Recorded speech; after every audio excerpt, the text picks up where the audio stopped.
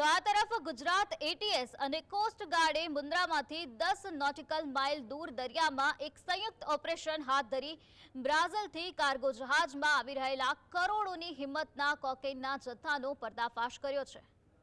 યુરોપનામાં cargo જહાજમાં મોટરરૂમમાં સંતાડેલી 150 kilo cocaine ભરેલી 6 થેલીઓ દિલ્હીમાં delivery કરવાની હતી, જે દરમિયાન કોસ્ટ ગાર્ડને જોઈને તાંજાનિયાના 2 ક્રૂ મેમ્બરોએ થેલા દરિયામાં ફેંકી દીધા હતા। આ સર્ચ ઓપરેશન દરમિયાન દરિયામાંથી 118 કિલો કોકેન સાથેના 5 થેલા અને એપલ ટેગ મળી આવ્યા, જ્યારે અન્ય એક ક્રૂ મેમ્બર દરિયામાં કૂદી ગયો હતો। આ મામલે પોલીસે દિલ્હીના દ્વારકા વિસ્તારમાં રહેતા નાઇજીરિયન અને યુગાન્ડાના 2 રિસીવરો સહિત એક ક્રૂ મેમ્બરની અટકાયત કરી છે અને જહાજમાંથી છુપાવેલા સેટેલાઇટ ફોન પણ જપ્ત કરી વધુ તપાસ હાથ ધરી।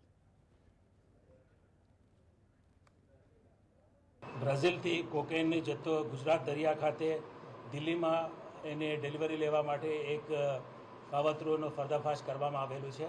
જે સૂચના મળેલી છે કે એક બોટ બ્રાઝિલથી થઈને લેટિન અમેરિકાથી થઈ, મેક્સિકો થઈ, યુએસ થઈ અને છેલ્લે કરાચી થઈને મુન્દ્રા તરફ આઉટર એન્કરેજમાં ઊભા રહેવાની છે અને એમાં એક કોકેનનો મોટો જથ્થો આવવાનો છે।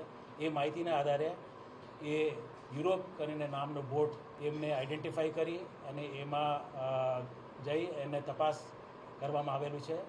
જે 2 સંદિગ્ધ ઇસમો છે, નાઇજીરિયન ટાન્ઝાનિયાના છે, એ લોકોએ આ બોટમાં એ માલ લાવવાના હતા અને એની ડિલિવરી જે દિલ્હીમાં રહેતા 2 ઇસમો, એમના નામ કેલ્વિન ચુકુવામા અને બાયરુંગે જેમ્સ, એ ટાન્ઝાનિયા અને યુગાન્ડાના નેશનલ છે, એ લોકોને ડિલિવરી કરવાના હતા।